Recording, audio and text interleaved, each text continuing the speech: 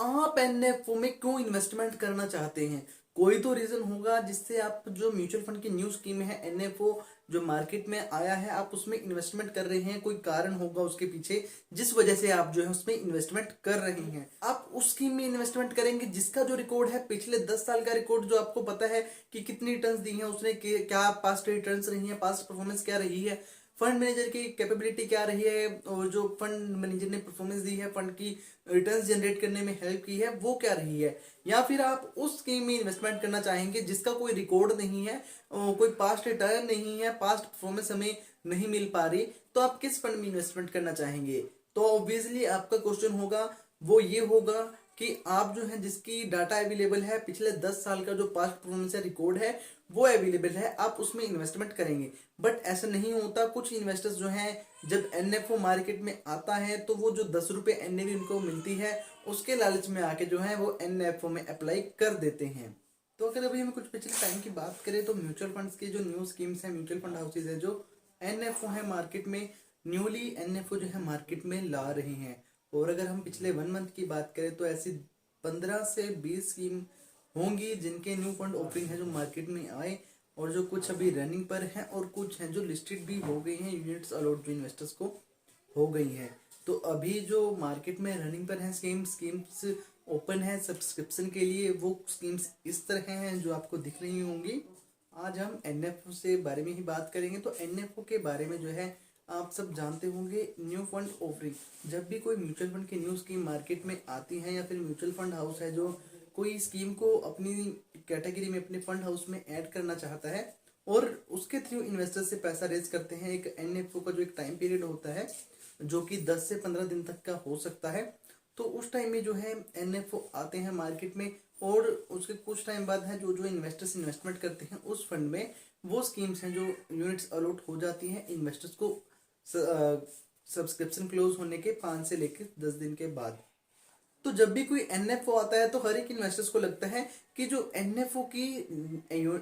तो जब भी कोई न्यू एनएफओ आता है तो इन्वेस्टर को लगता है कि यूनिट है जो स्कीम की वो 10 रुपए हमें मिल रही है ड्यूरिंग एनएफओ पीरियड, तो हम जो है इसमें इन्वेस्टमेंट कर देते हैं। और कुछ इन्वेस्टर्स जो हैं ऐसा भी सोच लेते हैं कि उन्हें जो है आईपीओ की तरह, यानी कि इनिशियल पब्लिक ऑफर, जो कि स्टॉक्स कोई लिस्टेड होता है एक्सचेंजेस पर, तो उनको जो है आईपीओ लाना होता है। तो कुछ इन्वेस्टर सोच लेते हैं कि जो उनको आईपीओ की तरह, जो किसी स्टॉक की तरह जो है लिस्टिंग गेन मिलेगा लिस्टिंग डे वाले दिन। बट एनएफओ में ऐसा कुछ भी नहीं होता कि आपको जो है लिस्टिंग डे वाले दिन गेन मिलेगा।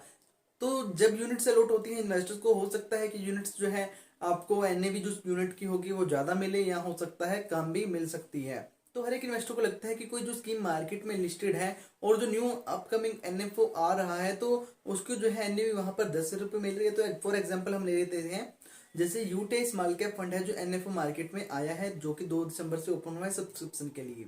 और अपोजिट में हम कोई भी स्कीम लेते हैं स्मॉल कैप की, for example HDFC small cap fund. तो एचडीएफसी स्मॉल कैप फंड है जो काफी टाइम पहले लॉन्च हुआ है, उसकी जो एनएवी भी काफी हाई है और अच्छी रिटर्न जो है उस फंड ने अभी तक दे दी है। बट जो यूटेज स्मॉल कैप फंड है वो हाल फिलहाल में भी लॉन्च हुआ है, सब्सक्रिप्शन के लिए ओपन हुआ है, एनएफओ आया है मार्केट में। तो उसके बारे में हमें नहीं पता कि वो फंड अच्छी परफॉर्मेंस कर पाएगा या नहीं कर पाएगा। बट जो H D F C small cap fund है उसका एक ट्रैक रिकॉर्ड है, पास्ट रिकॉर्ड है, जो एक अच्छा रिकॉर्ड है, उसके ने कितने रिटर्न दी हैं, उसके फंड मैनेजर ने जो है कैसी परफॉर्मेंस की है, तो वो सारी जो जानकारी हमें होती है वो वहां से मिल जाती है फंड को जो मार्केट में लिस्टेड हुआ होता है। अब अगर हम बात करें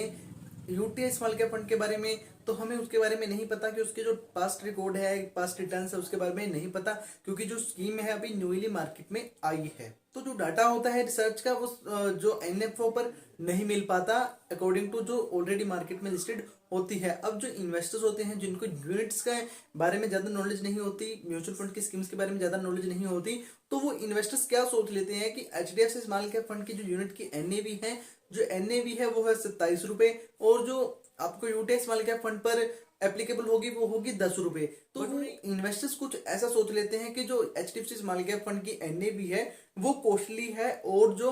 यूटीआई स्मॉल कैप फंड की जो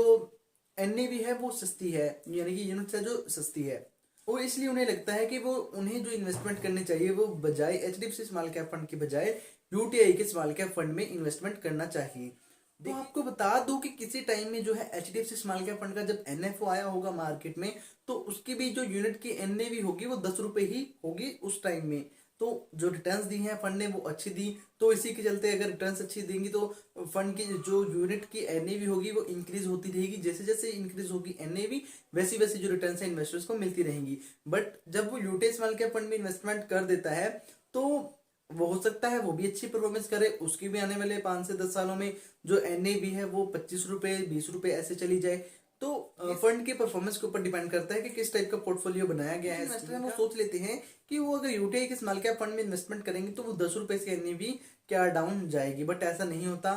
हकीकत में ये होता है कि अगर आप यूटीआई स्मॉल कैप फंड में भी इन्वेस्टमेंट कर देते हैं तो जो उसकी एनएवी है आने वाले कुछ टाइम में जो है 10 रुपए से भी डाउन चली जाती है। अभी जैसे कि पता है आपको मार्केट हाई है, तो जैसे आपको यूनिट्स अलॉट होंगी तो मार्केट जब थोड़ी बहुत ही प्रोडक्शन होगी तो जब है जो इन्वेस्टमेंट आपकी थोड़ी बहुत ही डाउन भी होगी, जो पोर्टफोलियो में करेक्शन भी देखने को मिलेगी आपको। आप उस स्कीम में इन्वेस्टमेंट करेंगे जिसका जो रिकॉर्ड है पिछले 10 साल का रिकॉर्ड, जो आपको पता है कि कितनी रिटर्न्स दी है उसने, क्या पास्ट रिटर्न्स रही है, पास्ट परफॉर्मेंस क्या रही है, फंड मैनेजर की कैपेबिलिटी क्या रही है, और जो फंड मैनेजर ने परफॉर्मेंस दी है फंड की रिटर्न्स जनरेट करने में हेल्प की है वो क्या रही है। या फिर आप उस स्कीम में इन्वेस्टमेंट करना चाहेंगे जिसका कोई रिकॉर्ड नहीं है, कोई पास्ट रिटर्न नहीं है, पास्ट परफॉर्मेंस हमें नहीं मिल पा रही, तो आप किस फंड में इन्वेस्टमेंट करना चाहेंगे। तो ऑब्वियसली आपका क्वेश्चन होगा वो ये होगा कि आप जो है जिसकी डाटा अवेलेबल है पिछले 10 साल का जो पास्ट परफॉर्मेंस रिकॉर्ड है वो अवेलेबल है, आप उसमें इन्वेस्टमेंट करेंगे। बट ऐसा नहीं होता, कुछ इन्वेस्टर्स जो हैं जब एनएफओ मार्केट में आता है तो वो जो 10 रुपए एनएवी उनको मिलती है उसके लालच में आके जो है वो एनएफओ में अप्लाई कर देते हैं। तो बट ऐसा नहीं होना चाहिए, 10 रुपए एनएवी देखकर कभी भी प्राइस देखकर किसी भी स्कीम में इन्वेस्टमेंट नहीं करना चाहिए। आपको बता दूं कि जो स्कीम है जिसका पिछले 10 साल का रिकॉर्ड है, बेटर रिकॉर्ड है, जब वो स्कीम भी लॉन्च हुई थी उसकी भी एनएवी जो है 10 रुपए एप्लीकेबल थी, बट उसने डाउन भी गई अब भी गई, बट उसका जो है परफॉर्मेंस है वो अच्छी रही है पिछले 10 साल में। बट जो कोई नई स्कीम ओपन होगी उसके बारे में हमें नहीं पता कि इसकी परफॉर्मेंस क्या रही है और क्या रहेगी आने वाले टाइम में। तो जो भी इन्वेस्टर्स ऐसा सोच के इन्वेस्टमेंट करते हैं कि उनको जो है 10 रुपए एनएवी एप्लीकेबल हो रही है स्कीम पर, और वो ये सोचकर जो है इन्वेस्टमेंट कर रहे हैं किसी भी एनएफओ में, तो आप ऐसा बिल्कुल भी मत कीजिए। आप उस स्कीम में इन्वेस्टमेंट कीजिए जहां पर आपको जो है पिछले पास्ट जो टाइम का रिकॉर्ड का पास्ट परफॉर्मेंस आपको मिल रही है, और जो फंड का जो कंसिस्टेंट रिकॉर्ड है एक अच्छा रिकॉर्ड रहा है। तो मैं आपको बताऊं, जैसे आपके एडवाइजर्स होंगे वो भी आपको एडवाइस देते होंगे कि आप इस एनएफओ में अप्लाई कर दीजिए, बट आप उनसे क्वेश्चन कीजिए कि इस एनएफओ में क्यों अप्लाई करना चाहिए। कई बार क्या होता है, देखिए वैसे मैं भी एक म्यूचुअल फंड एडवाइजर हूँ, स्टॉक ब्रोकर हूँ, तो जैसा कि मैं भी अपने क्लाइंट्स को सजेस्ट करता हूँ, बट मैं ये नहीं कहता कि उनको हर एक एनएफओ में अप्लाई करना चाहिए। करना चाहिए एनएफओ में अप्लाई, बट उस एनएफओ में अप्लाई करना चाहिए जो ऐसी स्कीम मार्केट में बहुत कम है। फॉर एग्जाम्पल मैं आपको बता दूं, अभी हाल फिलहाल में एक्सिस स्पेशल सिचुएशंस फंड जो है एनएफओ मार्केट में चल रहा है, और ऐसा अगर हम बात करें ऐसी जो स्कीम है मार्केट में बहुत कम है, ओनली सिर्फ वन स्कीम है जो एक म्यूचुअल फंड हाउस की सिर्फ एक ही स्कीम है जो कि इस टाइप की कैटेगरी की स्कीम है, जिसका नाम है आदित्य बिरला सन लाइफ स्पेशल अपॉर्चुनिटीज फंड। और जो दूसरा फंड है एक्सिस स्पेशल सिचुएशंस फंड, जो कि अभी मार्केट में रनिंग पे है, मतलब कि सब्सक्रिप्शन के लिए ओपन है। और दूसरी बात, जैसे कि ईएसजी स्ट्रेटेजी जो फंड है, अभी हाल फिलहाल में आदित्य बिरला सन लाइफ ईएसजी फंड का जो इशू ओपन है, और उससे पहले क्लोज हुआ Kotak ESG opportunities fund, quant ESG fund, ICICI prudential ESG fund, axis ESG fund. तो ऐसे ऐसे फंड्स हैं जो कि new themes on new investment strategy based funds हैं जो, तो उन टाइप्स के एनएफओज में तो आप अप्लाई कर सकते हैं, क्योंकि ऐसी कोई स्कीम मार्केट में है ही नहीं, तो आप उसमें तो इन्वेस्टमेंट कर सकते हैं। और एक और फंड है जो कि इंटरनेशनल फंड है, Invesco global consumer trends fund of fund, Kotak international REIT fund of funds,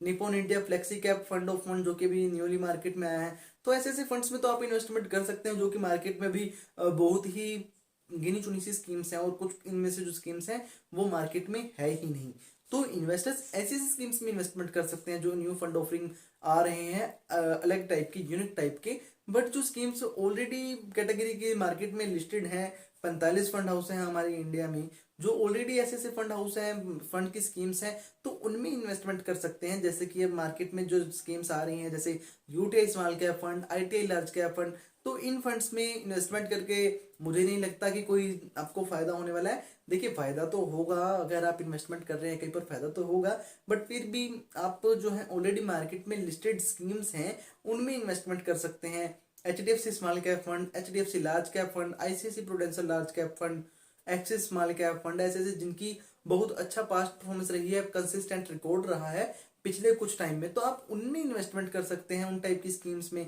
but फिर भी जो इन्वेस्टर्स फर्स्ट टाइम इन्वेस्टमेंट करना चाहते हैं और उनको लगता है कि वो NFO में ही अप्लाई करना चाहते हैं, और जो है रिसर्च करके अच्छे से समझ के अपने एडवाइजर से सलाह लेके तभी किसी NFO में अप्लाई कीजिए। और मैं एक बार फिर कहूंगा कि आप अब भी 10 रुपये NAV जो एप्लीकेबल होती है न्यू फंड ओपनिंग के टाइम पर, उसके आई पॉपिंग में उसके लालच में आकर कभी भी किसी NFO में अप्लाई मत कीजिए। और NFO में इन्वेस्टमेंट करने से पहले कोई भी जल्दी मत कीजिए, क्योंकि जो है 15 दिन का टाइम आपको फंड हाउस की तरफ से दिया जाता है, तो आप आराम से सोचिए, और हो सके तो लेट से लेट यानी कि जब फंड क्लोज होने वाला होता है 2 या 3 दिन पहले उसके बारे में सर्च करके कि कितनी जो इन्वेस्टमेंट इस फंड में हो चुकी है उसमें ही बाद में इन्वेस्टमेंट कीजिए।